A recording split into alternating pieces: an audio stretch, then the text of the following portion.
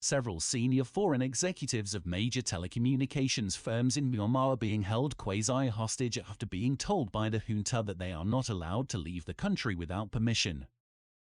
Months before the February 1 coup, telecom companies and internet service providers were ordered to install spyware to allow the army to spy and monitor civilian communications. Among the military's first actions on February 1 was to cut and limit internet access in effort to hide its crimes from the world and prevent protests from organizing. The telecoms were given regular lists of websites and activist phone numbers to block. A confidential order from Myanmar's Posts and Telecommunications Department (PTD) in mid-June said senior executives, both foreigners and Myanmar nationals, must seek special authorization to leave the country. Telecom companies were also told they had until Monday, July 5 to fully implement spyware intercept technology. The travel ban comes after intensified pressure from military officials to finish the implementation of the surveillance equipment.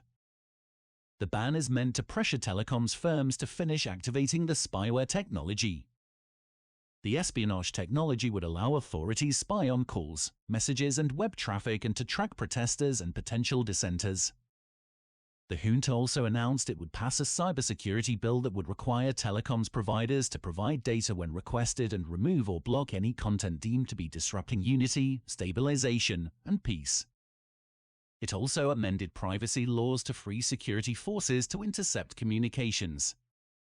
The junta has destroyed Myanmar economy, which was one of the fastest growing in the region, and its telecom sector, which had been one of the fastest growing globally.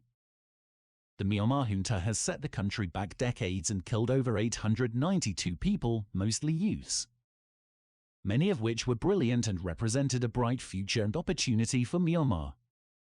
Instead, the country is now ruled by an oligarchy of rogue military elites engaged in the mass plundering of the country's resources and a military caste that has done little for innovation, progress, or economic stability.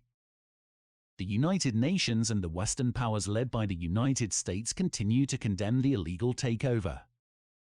The US has imposed a series of new sanctions against the regime, including freezing $1 billion in reserves that Myanmar's central bank was holding at the New York Fed.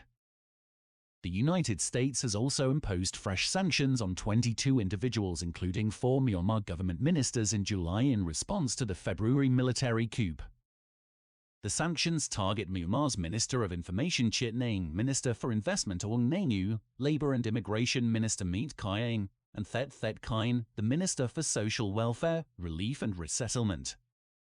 3 members of the powerful State Administrative Council were also hit with sanctions, as were 15 spouses and adult children of officials, in an expansion of US punishments imposed in February, March and May following the coup.